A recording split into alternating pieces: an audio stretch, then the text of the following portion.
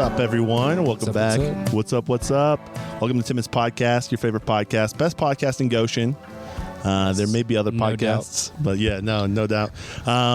If you're not watching the YouTube video, go check it out right now because the scenery is crazy. Yeah. I see that background. It's another level here. So nice. It's so gorgeous. Look at how the mountain just kind of drops off down there. Oh my word.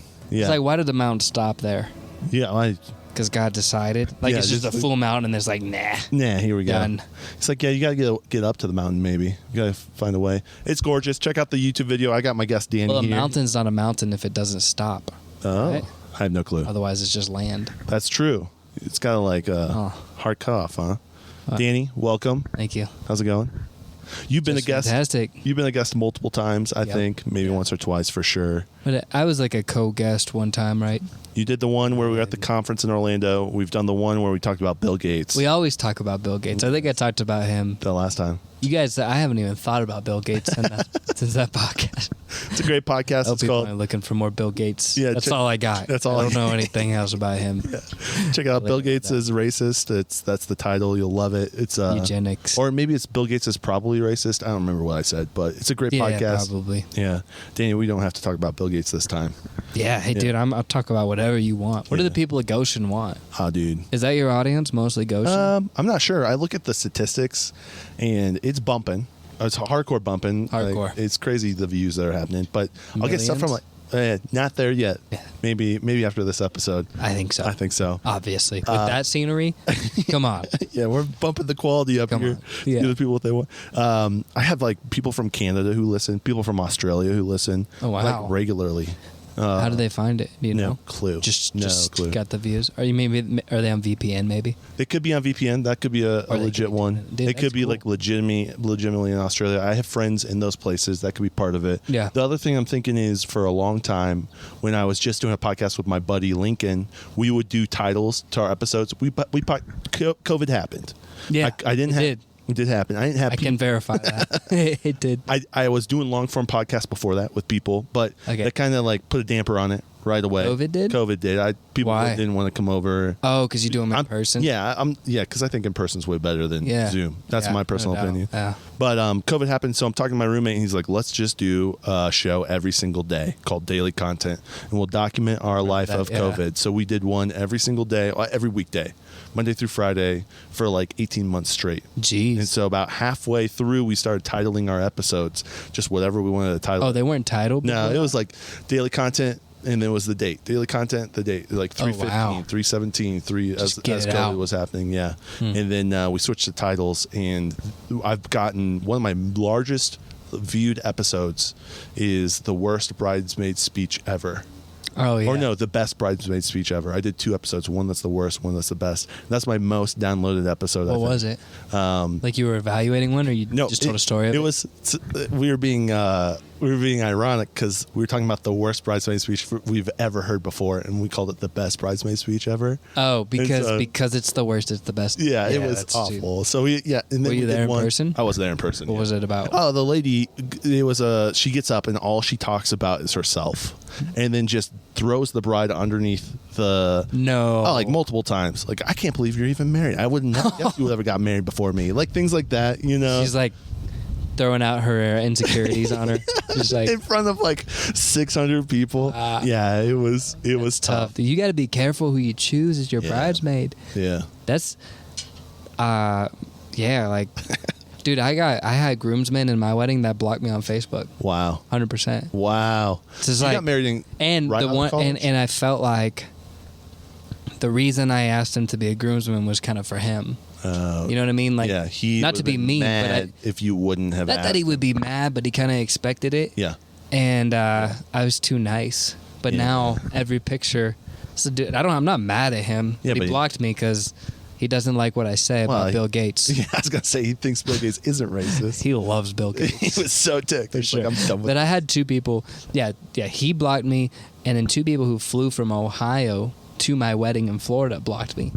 Wow. And I hadn't talked to them. They just seen my Facebook posts. And they blocked you. And I don't even say much. I just like don't agree with them. They went crazy. Right. During was it COVID. during COVID? Yeah. 100%. Everyone lost friends in COVID. Yeah, it was very polarized. Or everyone lost fake friends. Yeah. In COVID. Yeah, it just kind of weeded out a lot of the stuff that happened during the time. Yeah. You didn't really need them. Let's be honest. If they're gonna block you, it's like you're living in their head at that point. Yeah, and I mean, if they block you for that, then they weren't really your friend. Right. So it just kind of makes things obvious. I would talk to you if I, you know what I mean, if I felt like you said. I tried to reach out to them, you know what I mean, and I was like, hey, let's have a good discussion about our disagreements, because that's what good friendships do, is they can talk about things they disagree on, and they can have disagreements that don't eradicate the friendship. Because, there's more than just what we agree. If you just want to be friends with people that agree with you on everything, then you just want to be friends with yourself. You'll end up being lonely because everyone's like you. There's no challenge, growth, like diversity of opinion and thought. I mean, there's things I believe now that I didn't believe then, that some of my friends would have believed back then, and I would have disagreed with them, but now I believe it. Right. Because you're never 100% right. Yeah, so you change, you grow. To block people that disagree with you because you disagree with them is like you're assuming you're 100% right. Yeah. It's like, it's childish. That's stupid. And that's not even about them. I just know like a lot of people that experience the same thing. Like I would say that and they're like, yeah, I got blocked by like my brother or sister. I was like, that's way worse, dude. Yeah. So anyways, that happened. But the point is that my wife also had bridesmaids and who like don't ever talk to her, like just not even like, and it's like, man, we like feel pressured to add bridesmaids. You gotta be careful who you add though. You gotta be careful. They don't make whoever gave that speech probably gave that speech because the bride was compelled to make them the maid of honor. Yeah. Somehow, like they were friends since kindergarten or something. I think that was in the speech. Yeah, like they were probably friends since kindergarten, and then she's like, I have to make her my maid of honor, but they're probably not really close. Yeah. And so all that's there is envy, and now you have that on your day. And that's tough. I mean, it was a nice thing to do, but like, dude, it was. You can't appease envious people by giving them what they want. You do that, and then a podcaster goes to your wedding and then talks. Dude, and then it's his most viewed episode. Yeah, exactly. That's all anybody remembers about your wedding, dude. Exactly. That's crazy. It's crazy. So, but I think that's kind of how I get some of my listeners, or had got some. That was my marketing. That drew in the people from Australia. Yeah. Yeah, they were trying to figure out how to give a bridesmaid speech, and then heard an awful story and just delved deep down into who is this. I mean, hey, it's memorable. Yeah, but now you can laugh about it. Yeah. My marketing approach now is tagging people on Facebook and hitting their audience. So when that's not gonna do much work for you. I know. Yeah, all your friends are blocked. No, I'm not active very much. But no, that's totally fine. I did just add friends for the first time in like 2 years. Really? I hadn't added a friend in 2 years, and literally yesterday. Maybe because I was going on the podcast, I wanted to increase my network. For you. Yeah, thank you. Is that your number one marketing? Yeah, but I don't know why I did it. I just was like, I'm going to build my network. Yeah, that makes sense. Yeah, just connect back on. And I don't get on Facebook very often. I'm probably going to delete Instagram. That's what I've been thinking. I like Twitter way more than Instagram. So you don't like Twitter?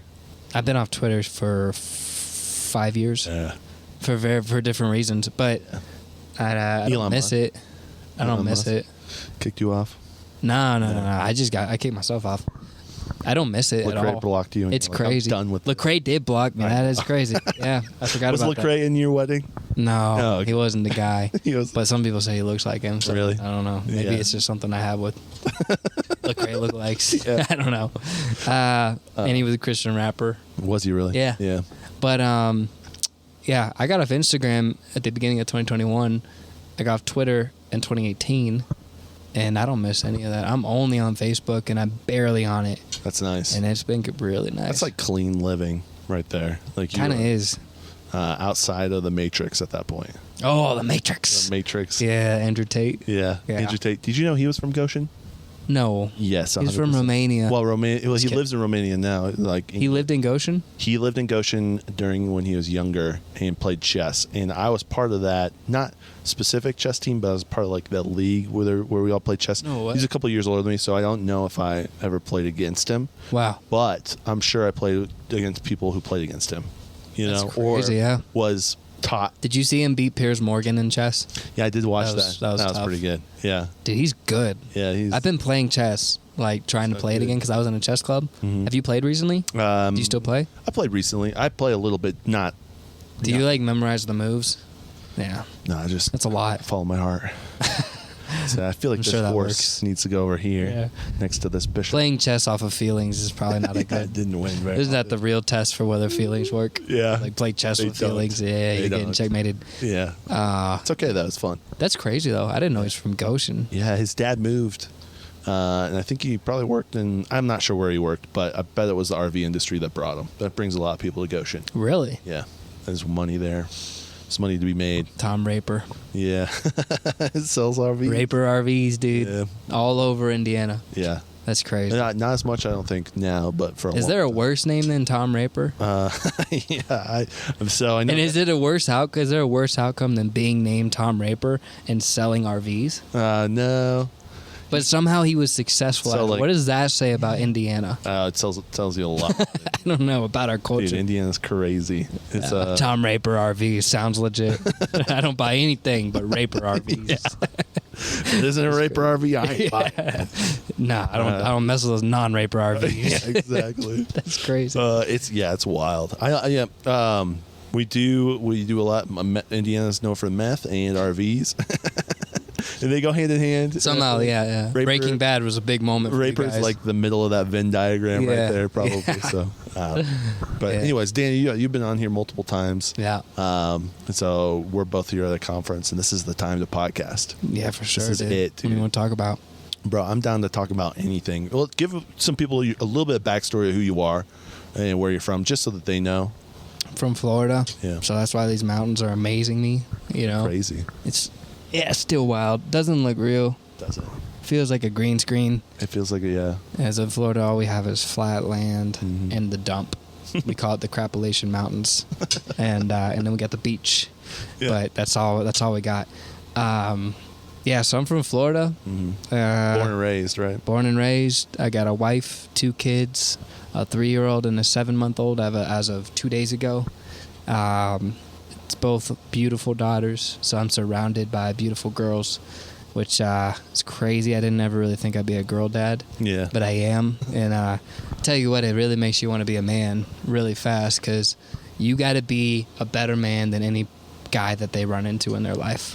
It's like I got to be a better man than any guy they run into, so that they're not compelled by something they didn't have from me. Yeah. And that's like until the time's right.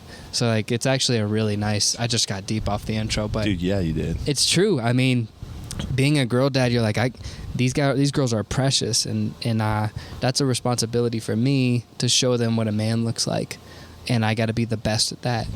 And that means I kind of have to sacrifice what I would be comfortable with, right? You know?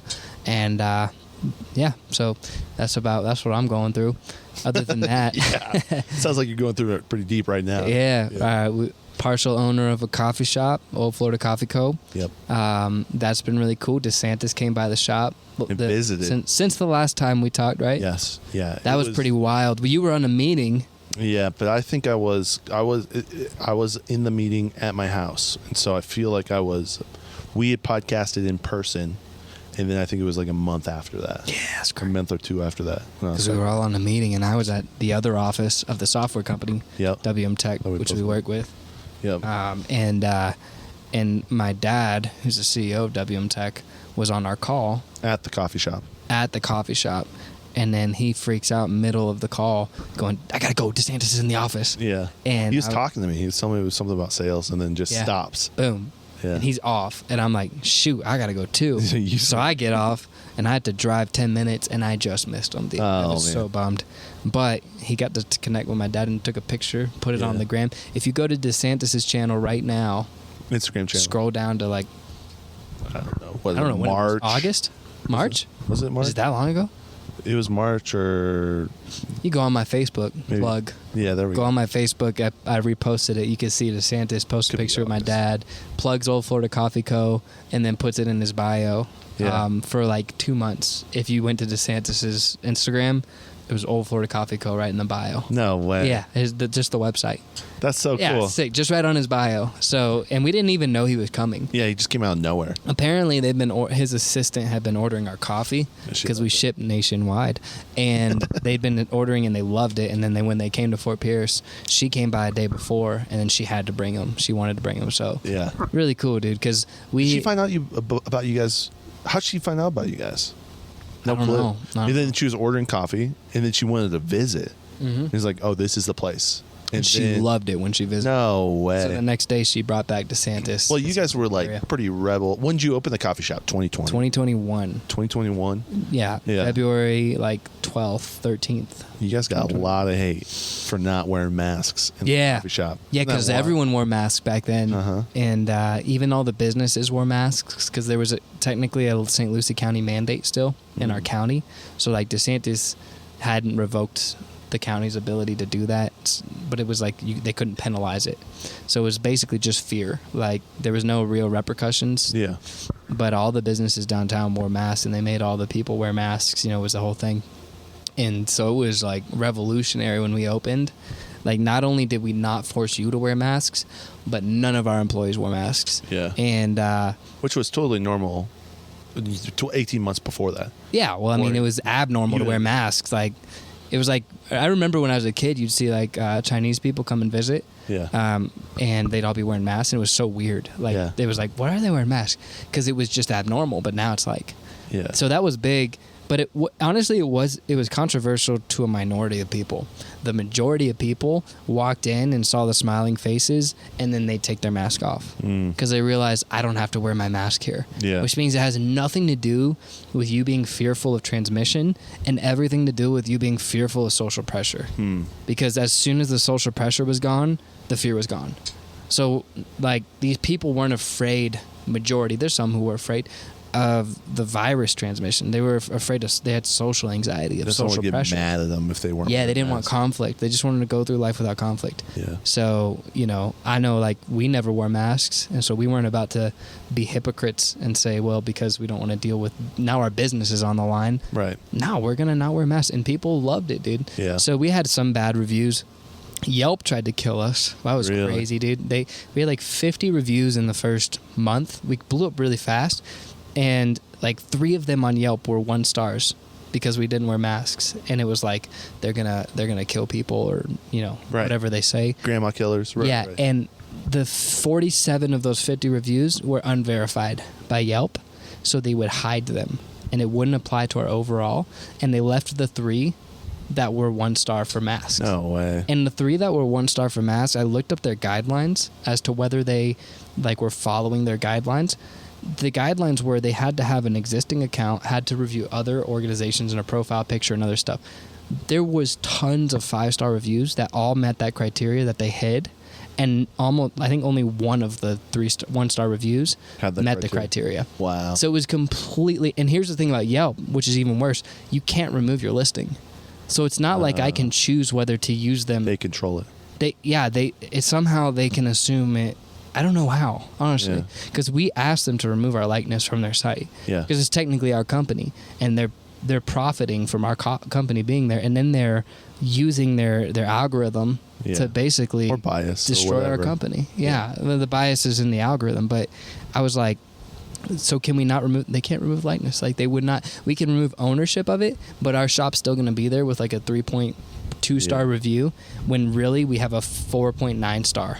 Wow. And the only 1 stars were because people were upset that we didn't wear masks. Yeah, that's crazy. It's crazy, dude. And now we're in 2023. Masks are not a thing. And now they're saying masks were never effective. Right. Which, by the way, they were already saying that pre-2020. Right. There was tons of studies that said masks are not effective to reduce viral transmission. Not only that, in 2020, anyone with a brain could see this thing's still catching on.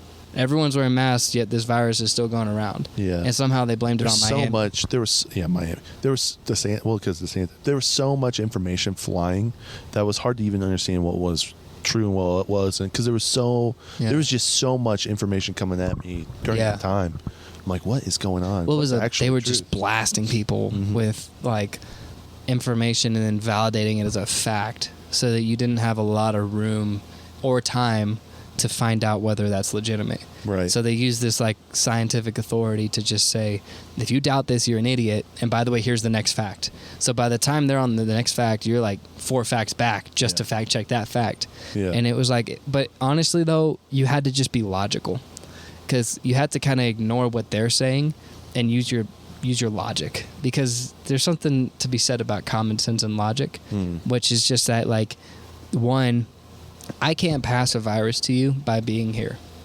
I could be this close to you. I have to put droplets on you to pass a virus. That's just true. Like, I have to cough or sneeze or lick my hand and touch you, right? Which is not socially acceptable anyways in most places. Yeah. Yeah. I can't think of a place where that's socially acceptable. Yeah. Maybe Joe Biden, the White House. Yeah, maybe Seems to be. Anyways, So I mean, that's just logic.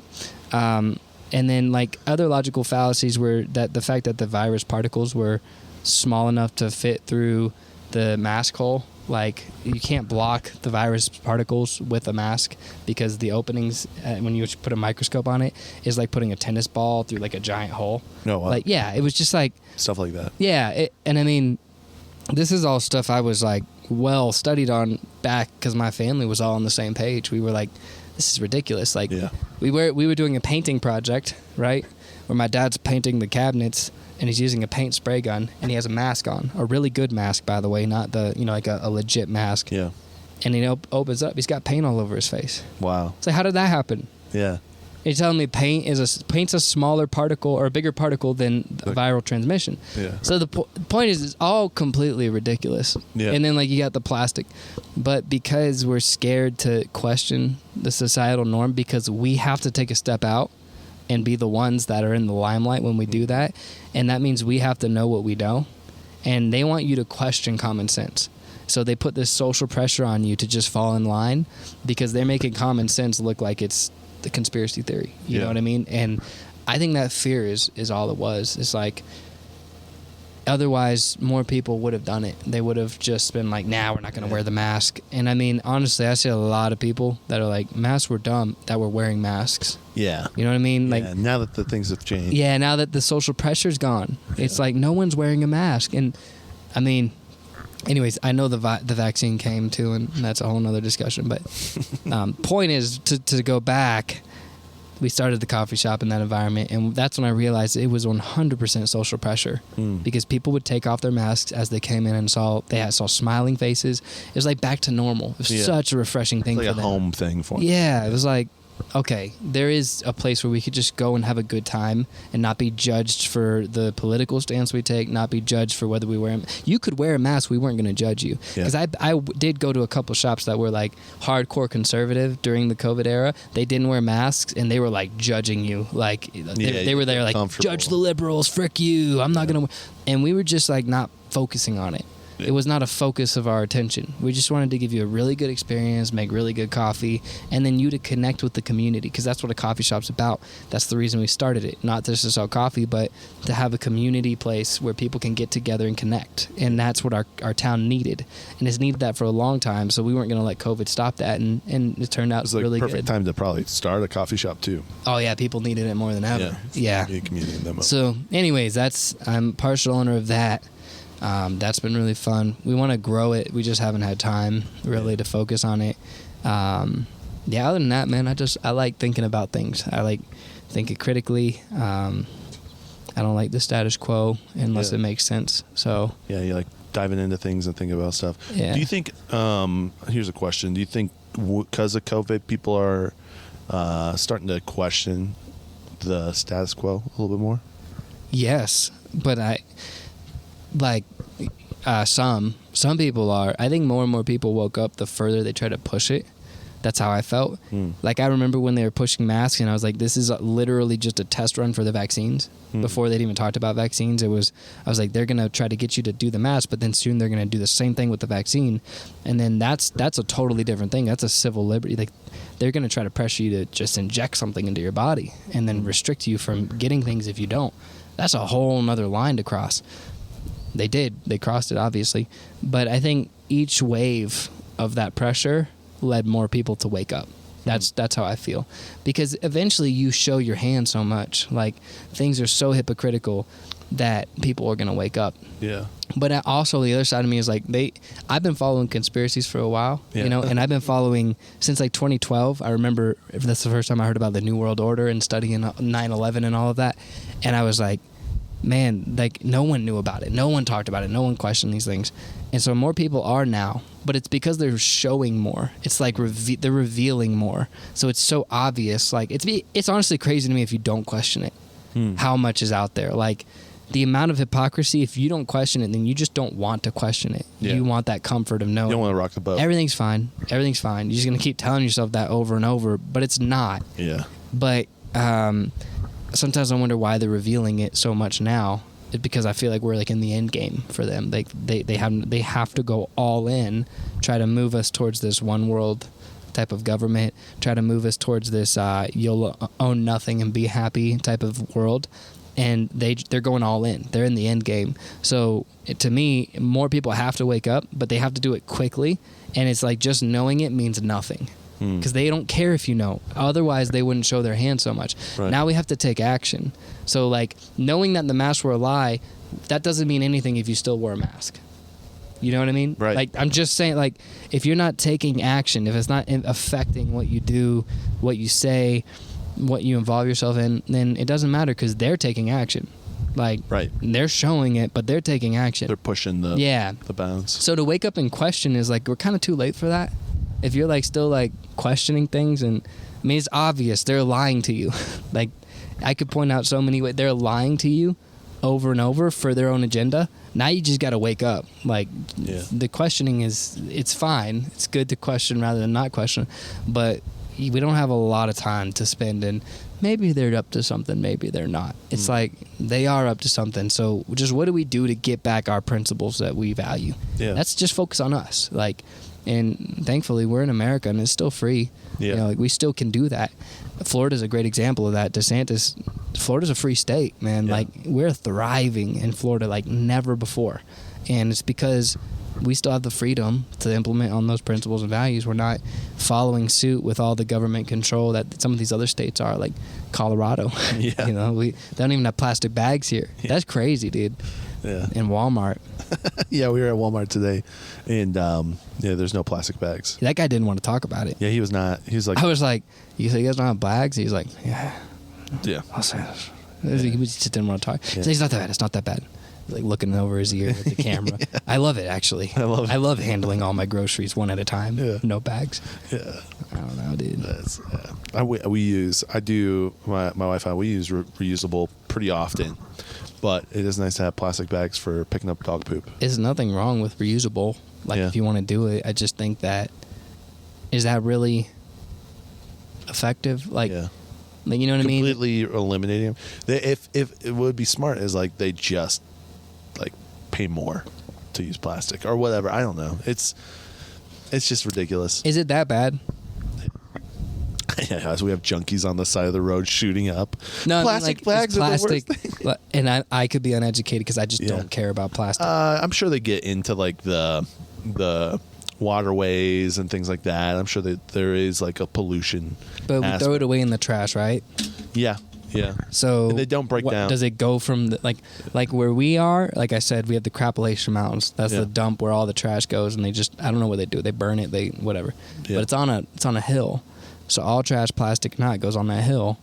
It's not getting into the ocean. So like, how does it get into the ocean? Yeah. Well, actually, you know what's really interesting is, and I'm asking out of curiosity. Yeah. I mean, does anyone know? Plastic bags do go in the wind. I see them in the trees sometimes when I walk. Well, yeah. You know. So do paper bags. Yeah. Any type of.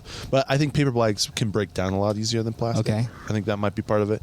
The interesting thing about the stuff that goes into the ocean, which everyone knows is straws. That's the one thing that's killing all of our wildlife. I went when I was living last year in Florida for a couple months. We were by Cape Canaveral, by the Kennedy Space Center, and I would go and walk. They have a deserted beach for 14 miles. Yeah. You can get a backpacking license to go walk. And so no one cleans it. No one goes on it. It's completely deserted. So I'm walking, and there's trash all over that beach. I believe it. Is it all plastic? It was shoes. I asked because We're not singling out trash. I didn't see many straws, and I didn't see many plastic bags. What I did see, which was really fascinating, is those balloons, like the party balloons. Oh, yeah, I believe that, because they're floating away, right? I saw so many of those. There was more of those than any other piece of trash that was on. Yeah, we don't see any propaganda against balloons. I know, dude. It makes too many people happy. It does. Yeah, and they're like, we know it's polluting. You can't make replacement balloon, I guess. I don't know. Yeah, so. I don't know about all that, dude. All I know is, like, get rid of straws, save the turtles. Yeah. It's like, do straws target turtles? Like, it's like we found the most cuddly. Yeah. You know? Well, and the thing is, it's like, where are the straws that are getting into the ocean? It's primarily. And how are they getting into the ocean? Primarily not coming in from the United States. Most of the trash in the. Yeah, like 80% comes from China and these other countries. It's developing countries. Yeah. And so they're using things that they don't have a huge income for, and so they're using the cheapest, the fastest, the most available. The way to solve that problem is bring them poverty. Mm-hmm. How do you do that? Yeah. Capitalism, innovation, capitalism, and charity. Yeah. So, like, nonprofits, right? So we're trying to get the government to mandate us to not have plastic bags in Walmart, and the amount of money that they're spending on that we could be using to donate to nonprofits who are well positioned to help these developing countries get out of poverty and have effective, sustainable solutions that would have 10 times more impact. Yeah. So, like, it's easy to. But it feels good to say you can't have a plastic bag. It feels good and it's easy. It doesn't make an impact. It's just easy. Stop. Let me. What's hard is pulling someone out of poverty. Oh, that's hard. Or out of addiction. Dude, who gives a frick about plastic straws? To be honest, like all the things going on in the world. You're alienating most of my audience right now. I'm joking. Well, I don't really care, dude. Okay. They need to wake up and question things. I mean, but honestly, I'm asking out of it. Like, I haven't explored this. I'm too busy exploring other things that matter. But like plastic, it was just shocking to me to see like Colorado just restricted plastic. It's like we're not even near an ocean. Like, how's it getting to the ocean? That's my question. Seriously, it's like, how is plastic getting to the ocean from Colorado?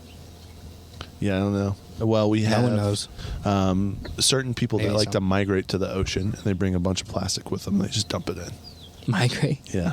They're the great migrators. Oh, yeah. They migrate right to the ocean, throw it in. I think they drive a Raper RV. Yeah, probably. Go cross country, drop off. Their RV's just full of plastic bags. Yeah, plastic bags and meth.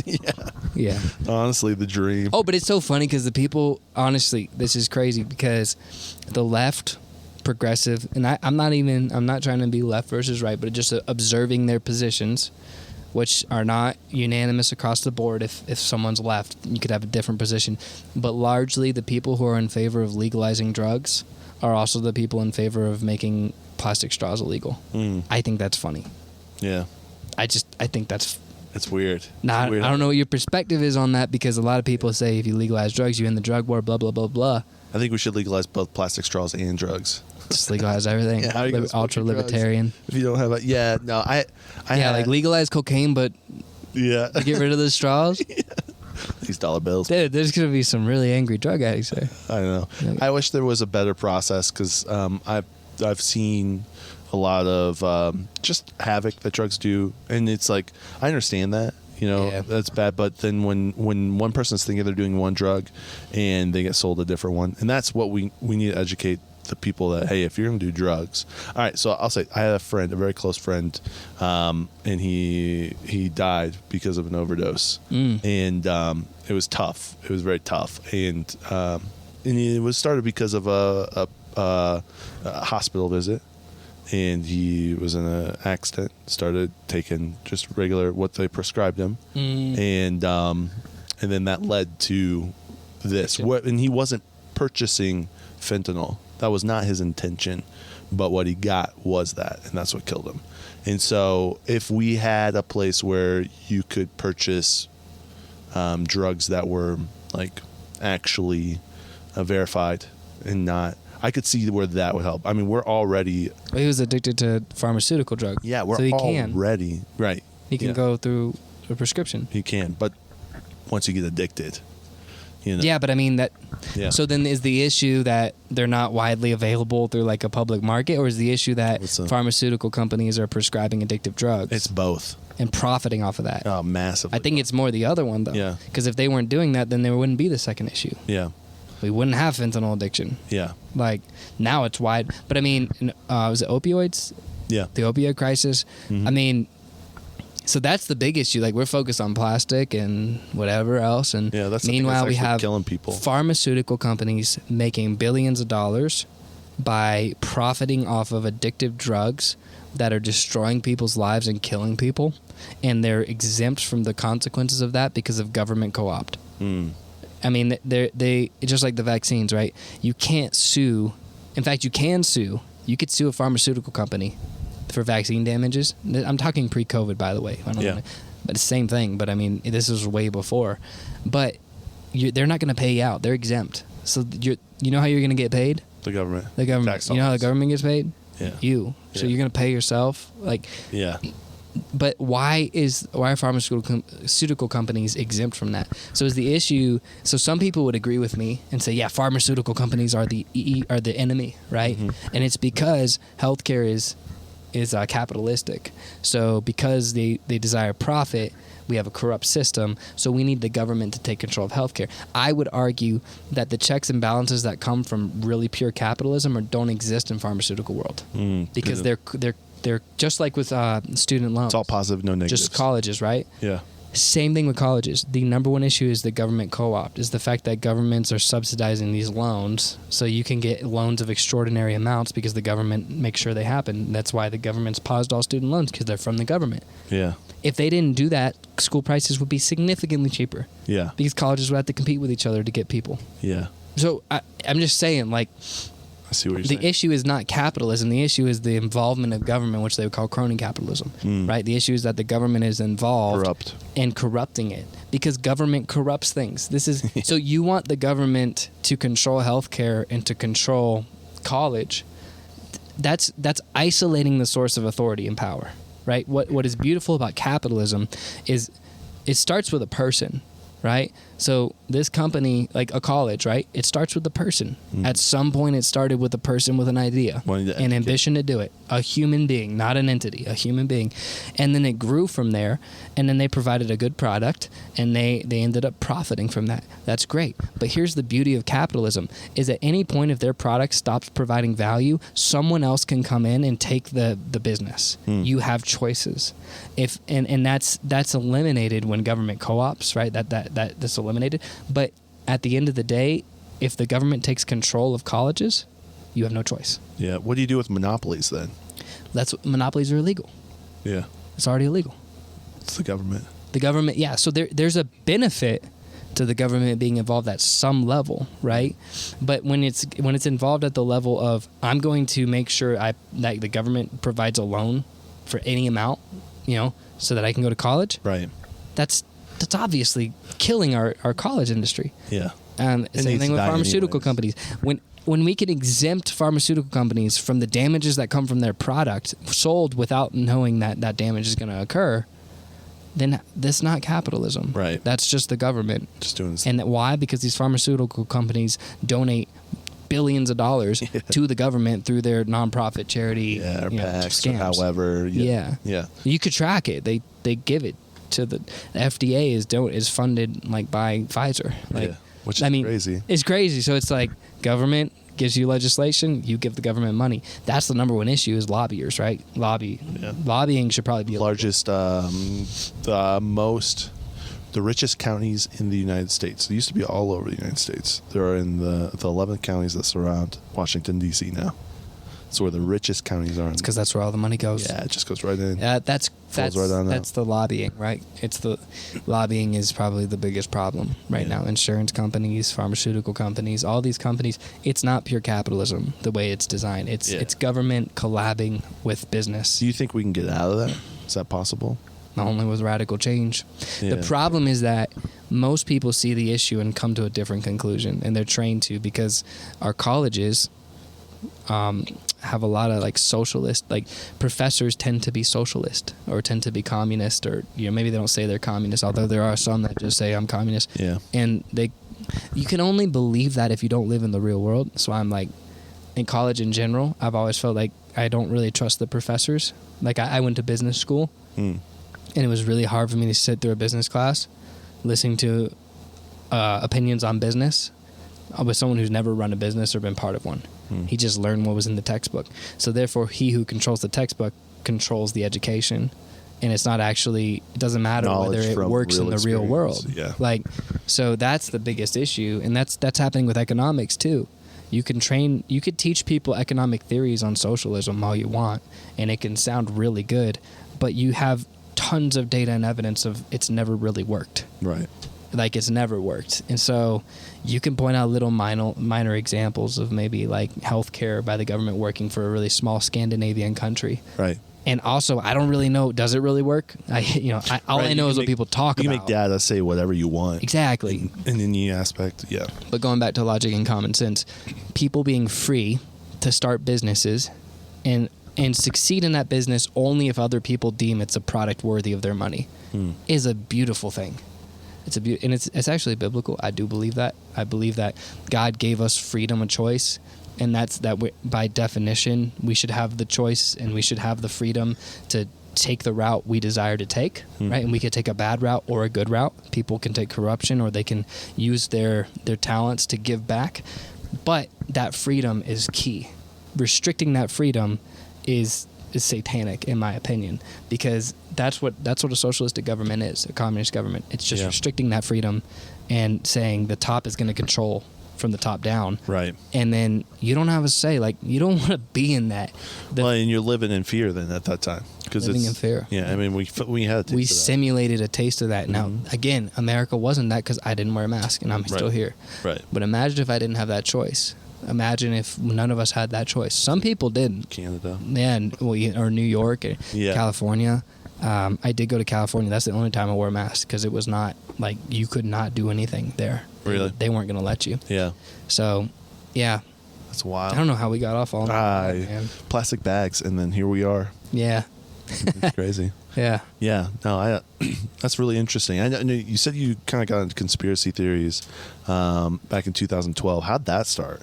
Like, what was like the entry point into that? Because I think with conspiracy theories, it starts the tugging on the ball of unraveling and thinking through things and starting to look outside the box, which is super great for critical thinking. Yeah. And I'm not saying that any conspiracy theory is true, but it makes you think outside of the normal.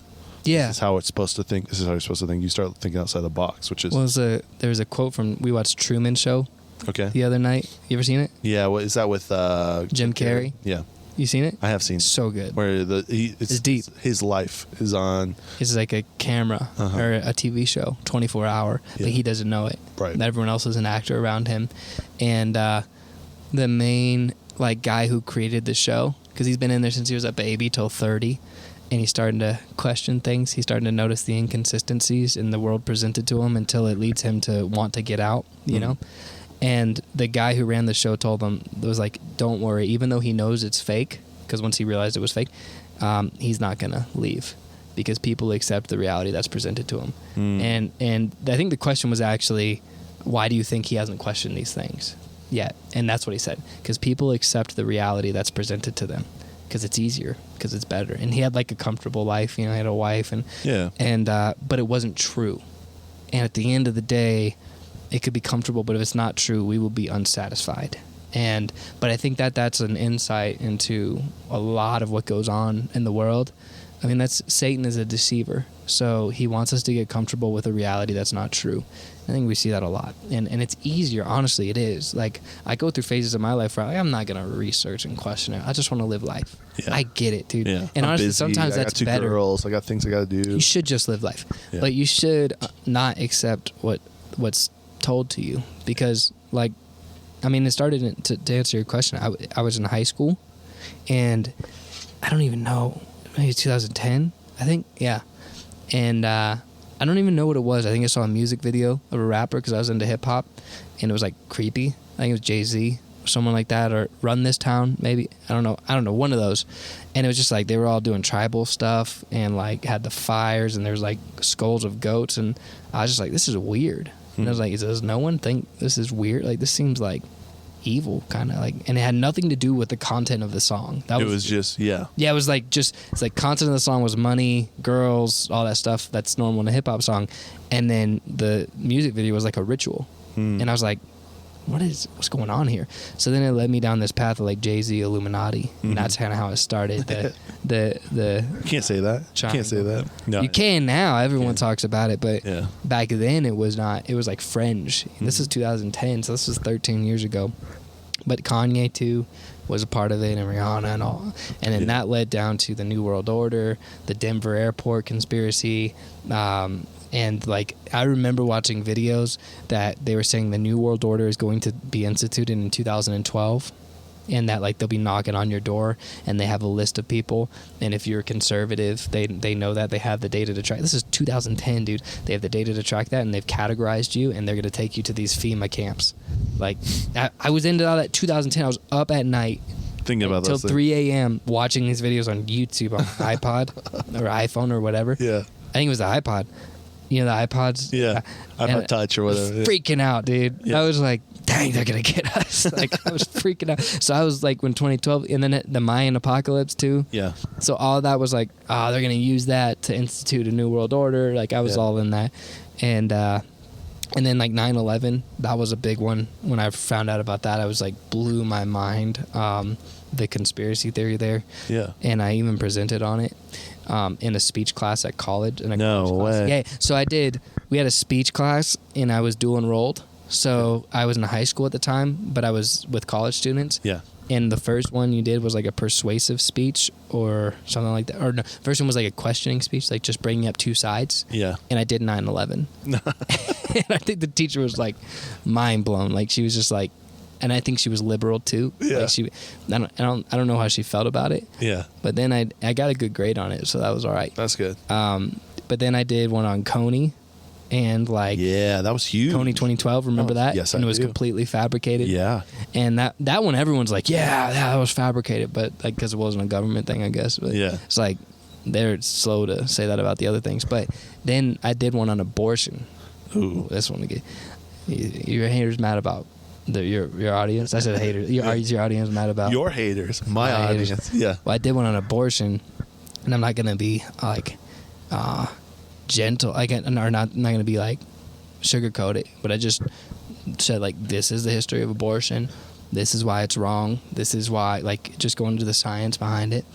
And it was a persuasive speech. Dude, that riled up that class. Really? Yeah, man. Like, afterwards, you had to field questions. And people were like, one girl was like, I have a question. You're wrong. I was like, all right. Why? Good question. She's like, because it's just like a clump of worms in there. Oh, okay. And I was like, that's not true at all. Yeah. Like, is that all you got? Like, can we just be honest about, like, I know you want it to not be true. Yeah. But it's not a clump of worms. And it's not a clump of cells. Like, it's just not. It's in what other world the clump of cells? Like, what is a clump of cells? Like, that's a term we invented to justify abortion. Like, that isn't a thing. So, all that being said, that's I'm crazy. getting into that. But then the teacher gave me it was a killer speech. She gave me a C, and the reasoning was so off. It was like, I remember evaluating it with my parents and being like, I got a C on this. I got an A on every other speech because I enjoyed the speech class. I loved breaking it, and it was purely, I think, because she disagreed with which is crazy for a speech class because you're supposed to bring your perspective. You're not evaluating the subject. You're evaluating the delivery. And she evaluated the subject triggered her so much she gave me a C. Wow. That's the first time the C for cancel. I guess I was canceled before anyone else. This is like first 2011. Canceled. Yeah. Yeah, so. That's wild. Yeah, man, so I've been on this for a while. Do you think, this is just a thought I had randomly, but Y2K happens. Do you remember that? I mean, I don't. I was 5. But it was a big. I know about it. Okay. I mean, you got 2000. You got 9/11 that happens after that. Growing up, I have all these things that happened that were supposed to happen one way, and then kind of have been twisted. Yeah. It's just fascinating. Think about. Yeah. Like 9/11. I mean, it's really interesting. Do you believe it was an inside job? I look at all of the loss of personal freedoms, and you wonder, like with the Patriot Act. Yeah, it's really and the war on terror when there was no real weapons of mass destruction. It's really interesting, and the fallout and the amount of innocent lives that we Americans have killed. Yeah, and what the about amount World of Trade Center 7 kids that I don't know about World Trade Center. Tell me. Building that wasn't attached to the Twin Towers that fell at the same time. Really. Look it up, dude. I'm not even going to explain it, but Pentagon stuff too. Like if you look at Pentagon and the way that it hit, multi-bit trillions of dollars that they couldn't account for the day before, and the fact that the owner of the Twin Towers upped his insurance policy and made billions of dollars off of the destruction.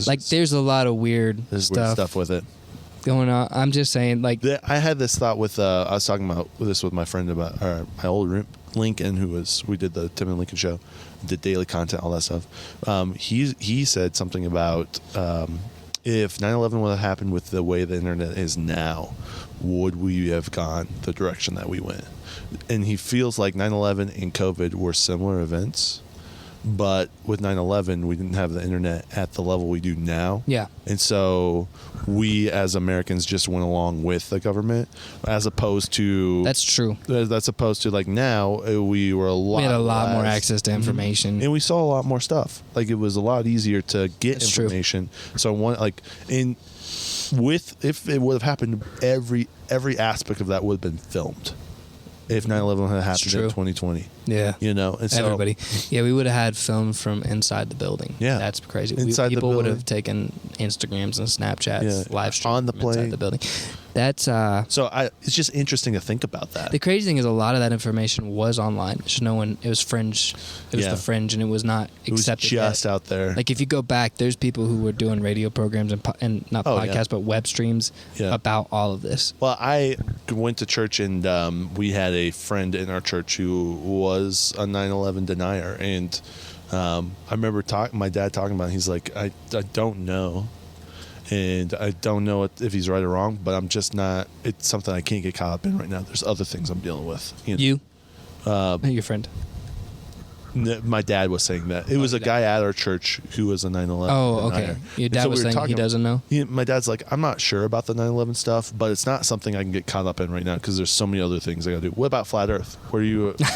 Right? It's like, that's the same thing. It's like, I can't. No, I'm not a flat earther. Yeah, not a flat earther. I listened to a flat earth podcast, 11 episodes on a trip just to see what their argument was. Because honestly, flat earth is so bizarre. Yeah. I can't understand how you could be flat earth. But I question things. But again, I don't question things just to question them. Yeah. That's where I just question things that are illogical. I'm not going to just go with the flow of it. And that's honestly to the smallest little rule at a movie theater. If it doesn't make sense, I'll tell them so why this doesn't make sense. Why do you do this? I don't like rules that don't make sense or being forced to do something that literally there's a better way to do it. Yeah. Or just not lines up. Flat Earth, I never question. Flat Earth is one that's no one is sitting here and going, they're lying to us. Doesn't make sense. There's a lot of people there, but you think it's just they're doing it because it's now they have all this information online. So Flat Earth is the same thing with COVID to the other degree. Okay. Flat Earth became a thing with the advent of the internet, becoming a thing. So if it wasn't for internet and people being able to share all these conspiracies and YouTube videos and stuff, no one would really question it. And that's probably why it breaks down for me, because nobody was questioning whether the earth was flat or round from 1500 to 2015. Right. And then now the internet, and it's but it doesn't line up. It's too big. It's too big of a conspiracy. There's no gain. Yeah. So with everything else, when I question these things, what's the gain? What's the outcome? If all these elites, so to speak, are partnering together to facilitate this conspiracy, to what end? There has to be a payoff for them. But why are there 11 Catholic churches in Antarctica? 11 Catholic churches in Antarctica. That's just one. Antarctica, yeah, that's the Flat Earth would say Antarctica is a firmament around, right? Or not a firmament. I'm sorry, it's an ice wall around the Earth, and the Earth's a circle, and that it's not really at the bottom, and we can't explore it because if you explored it, you'd realize there's a firmament and all that stuff. Right. I don't believe that. Yeah. There's too much out there. With the technology is so advanced now. I will say I question the moon landing because logic. Why can we not get back to the moon? Our technology is so much more advanced than it was back then. Are you telling me they could go to the moon with that archaic technology and we can't? Yep. With Elon Musk being able to launch a shuttle and land it right back in a precise location on the water, he can't get to the moon. That is fascinating. That doesn't make sense. Again, but that's, you can see the question is natural there. Yeah. It's not like forced. It's just like, and if you have a good answer, I'm okay with it. But most people don't have a good answer for it. Yeah. Because they say they lost the technology.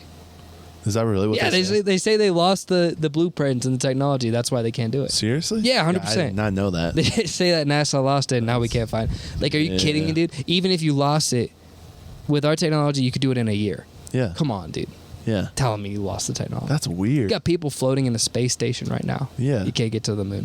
What the heck? So a lot of flat earthers use that as a prompt to say that's because we can't get to the moon because the moon's beyond our firmament, and so we can't break through the firmament and that's why they did Operation whatever it's called in the 60s where they shot nuclear bombs in the sky. They were trying to break the firmament. Really? Yeah, so they have I listened to, again, studied this, I listened to this. It's not plausible to me. It's kind of crazy. Yeah. It's a fun thing for me to throw up and ask people, but that's about all I know about flat Earth. No, flat Earth is, I can't believe I gave that much time. Hollow Earth, have you heard about that? The Earth's hollow? Mm-hmm. I don't know. Yeah, and there's giants that run. Oh, is that like the Nephilim? Caves and... Would the biblical perspective be that's where the Nephilim are locked? And there's like... under the Euphrates River? Yeah. Have you seen that? I've not seen that. Okay, so in like Revelation it says the Euphrates River dries up. Yeah. And then I saw these like YouTube videos like last year. The Euphrates River is drying up. Because it is drying up. Yeah. It's like slowly drying up. But like, then it's like I think there's a Bible verse that can be interpreted that the fallen angels are locked under the Euphrates River. Oh, interesting. And so these videos are like, I can't believe people. These videos are like go into the river where it's dried up and there's a cave, and you hear the, and it's like obviously edited. Yeah. But people are like quoting Bible verses in the comments, like Revelation, classic. It's happening. I'm just that. like, man, I'm not on that. Like, I question things. It's like some QAnon stuff too. Yeah. QAnon, dude. Yeah. Tell me about that. Oh, I can't stand QAnon. It's such a scam and a distraction. I remember, like, all right, when it was happening, because I voted for Trump twice. If y'all didn't know, I voted for Trump. Hate on me, go ahead. But I voted for Trump twice because am I going to vote for Hillary or Joe Biden? No. I voted for Kanye. Bad mistake. I still stand by it. I mean, yeah, you're not Jewish. Twice I voted for Kanye. Yeah. So. Yeah, but QAnon was like a complete scam. Like from the beginning, it was a distraction because they were pushing COVID, right? They were pushing all this real stuff that was taking people's rights away that we should have been fighting for. And meantime, there's this whole conspiracy that Trump is working with like these secret generals and the FBI, and they have all these pedophiles that are all the liberal politicians and all the celebrities, and they're pinpointing them, and D-Day's coming, like delivery day's coming, and we're gonna take them out all in one fell swoop. And I was like, this is so. I just didn't feel good about it, and I believe that there's elites that are completely corrupt. Oh yeah, and Epstein is proof of that. Yeah, there's tons like Bill Gates and I said Bill Gates. Bill Clinton, all the Bills, they went over to Epstein Island. Yeah, multiple times. It's so obvious that's. But also Republicans too. Oh yeah, it's the Republicans. There's tons of terrible Republicans. Yeah, doesn't matter like your affiliation. What matters is who's in your pocket and who has blackmail on you. And there's a lot. And this is like a declassified. It's Operation Honeypot. Okay. Declassified CIA operation from the 60s where they would get people on drugs.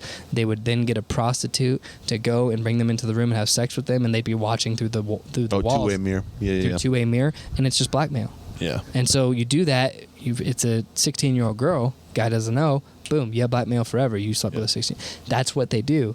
And then you can control them. So you not only do you pay them money, but you say, this is going to get out and destroy your family. It's going to destroy your career. It's going to destroy your legacy. You're going to be arrested. Yeah. All right, I guess I'll do it. So that's how they do it. But that's obvious. And I'm trying to remember Trump QAnon. Mm-hmm. So, but to take it to that degree, right, where it's like they're all pedophiles.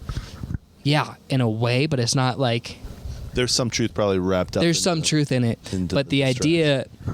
I think there's a lot of truth in the darkness that goes on with that sexual stuff in Hollywood, and like that's definitely true. Have you seen the parties they do where they have the witch come on and do this Hollywood party and Will Ferrell's there and they eat these cakes that are like bloody children and like they put blood on the wall? I've seen that. You could go find it on Google. It's not hidden. Right. It's like it's right there. She's a witch. She's the one who mentored Katy Perry, and Katy Perry went out into like some European country and lived in the woods for a while. Oh, wow. Naked. And you can Katy Perry talks about it. This is the witch that comes and throws these Hollywood parties. Oh, so I mean, like that stuff's obviously there. But what QAnon was terrible for was they said there's some corruption. We all believe that the elites are corrupt. So let's just pretend that there's this false victory coming, that Trump is in charge of, and that he's our hero. And like, dude, I see all conservatives saying Trump's like our Lord and Savior. Yeah. And it's this Trump cult of person. That's why I voted for Trump, because he does get things done, but I really don't like the MAGA culture. Yeah. It's not good. It's not healthy. Yeah. It's bad. But it's just like, it's like what's presented to us again, and that's the two-party system.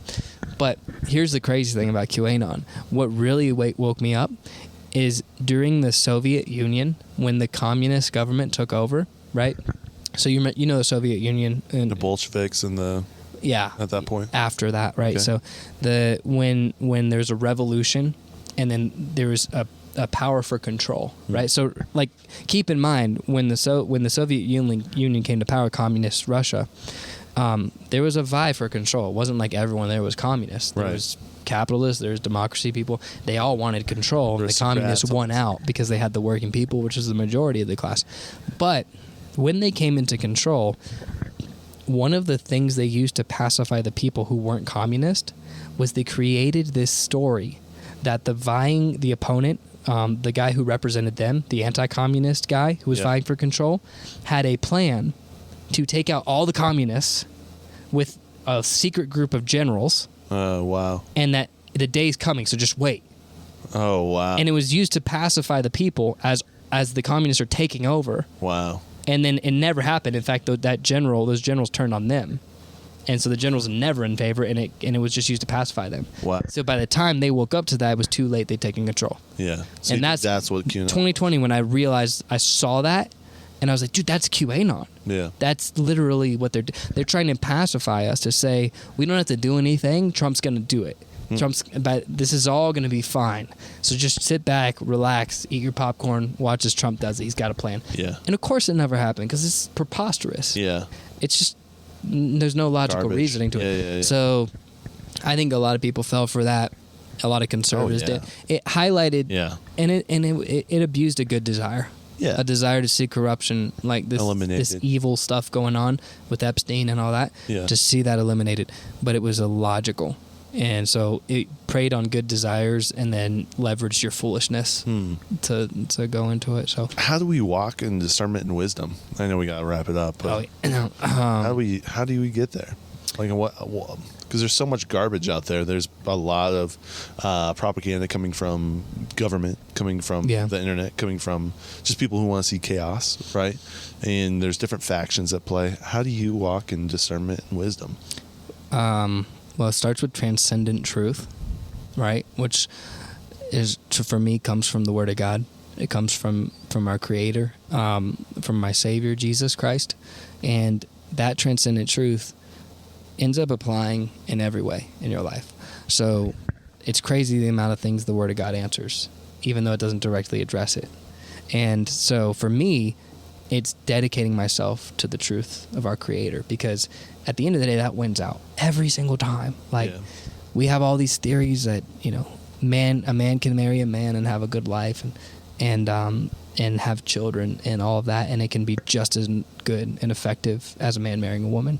We have these ideas that you can become any gender you want, and you can change your biological makeup, and it will be fine. You have ideas that whatever. Those are the ones that come to mind, because those are the cultural issues of the day. But at the end of the day, I just see time and time again that God's order wins out most of the time. And in those ways and in other ways. And so if you get your principles from a transcendent truth, then your principles can stand the test of time, and your values can stand whatever comes your way. Because at the end of the day, if you have to figure out what you believe on every single issue, freshly, every single time, you'll never keep up. So I think the reason, like what you were saying, was they kept pumping information out there. They kept pumping information, and it was too much to try to figure out.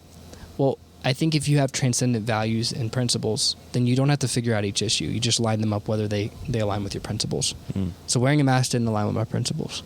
Like, even if it helped a little bit with removing transmissions, my principle, I'm not going to partake in you forcing everybody to do something against their will. That's at a government. That's just a principle. That's I believe in the freedom of the individual, and I believe that comes from God. I truly believe that comes from the Lord, because he believes that so much that he endured much pain and suffering of us choosing our flesh rather than him, to the point where he sent himself to die on the cross for us. That's how much he valued our choice. He valued our choice so much that he was willing to go through all the suffering for us and rise again so that we could then have the ability to choose him, right? He didn't force us to be robots and choose him. So that comes from a godly principle, right? So I know that sounds crazy, but that's where, like, yeah, the value of human choice, freedom of choice, is a principle and a timeless value. Comes from the Word of God, and it applies to whatever scenario you throw at me.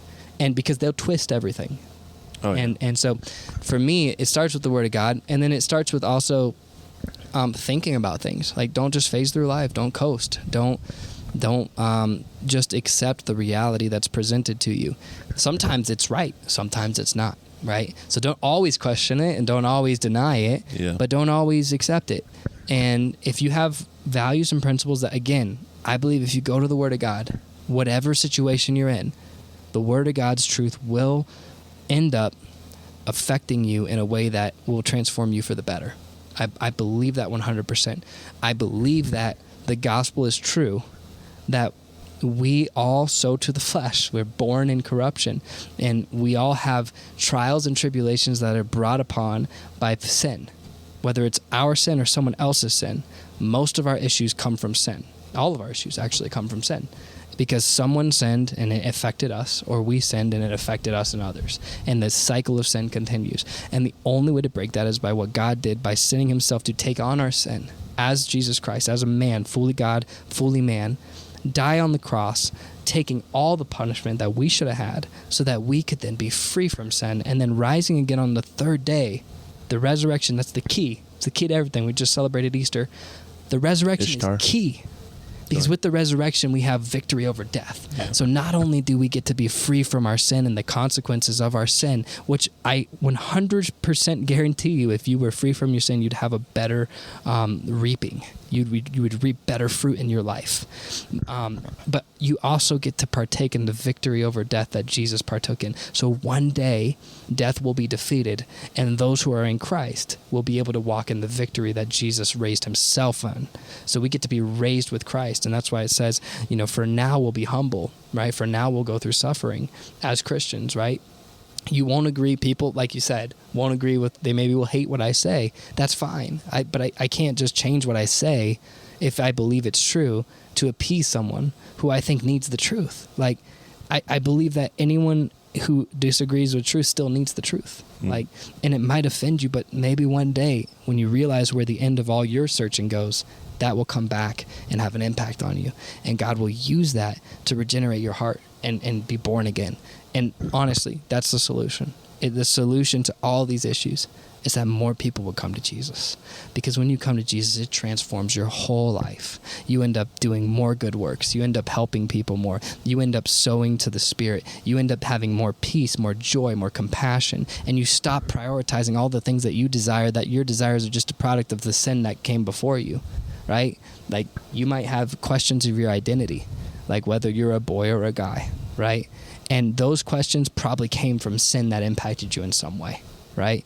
Those questions probably came because you have insecurities that came from either your parents' sin or someone else's. And at the end of the day, true freedom doesn't come from embracing the sin and continuing the cycle. It comes from being free of that. And that's why God gave us that opportunity. And we don't even have to do good works to do it. We just have to repent and let go of ourselves and our selfish desires and come to him, know Christ, to be transformed forever, one day be risen in victory.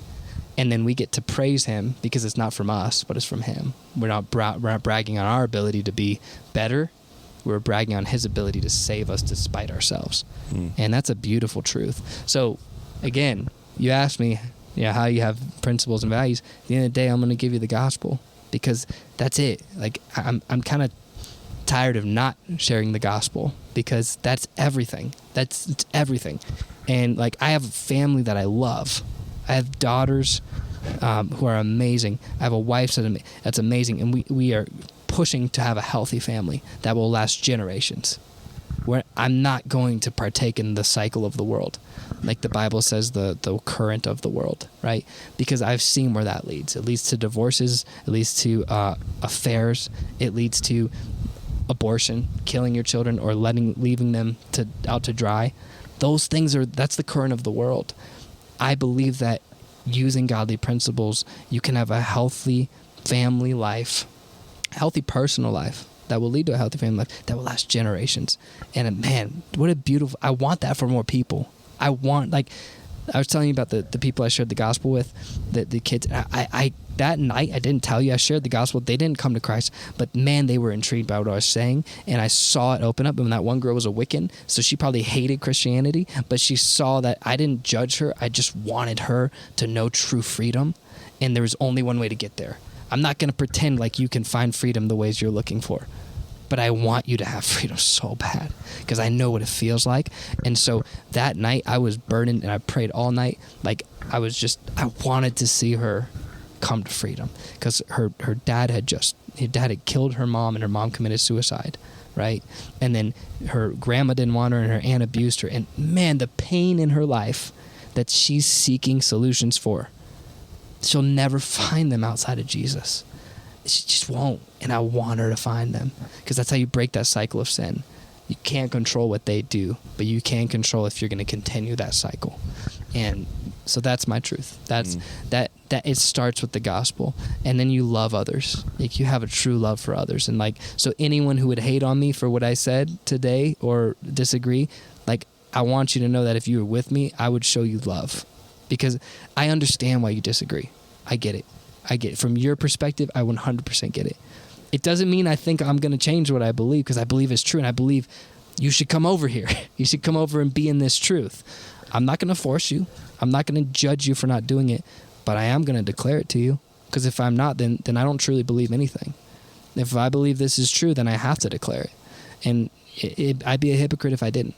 And I think people appreciate and respect that, and I wish more Christians would be out front about that, because I think they're afraid. The same social pressure that made you put on a mask makes you keep your mouth shut about the gospel and about truth. And really, people just respect when you stand for something. Yeah, when you're authentic. Yeah. People appreciate that. All right, but there you go, dude. That's cool. Well, Danny, yeah, your truth is Jesus, and 9/11 wasn't real. I'm so thankful you came on. But I don't necessarily believe I'm joking. Yeah. I'm sorry. I was just wrapping it up here. But no, thank you so much for coming on. We'll try to do a part 2. If we can at some point while we're here, but or we could just do a part 2 and make it the same. Just like nighttime, we've been here all night. Yeah, just talking.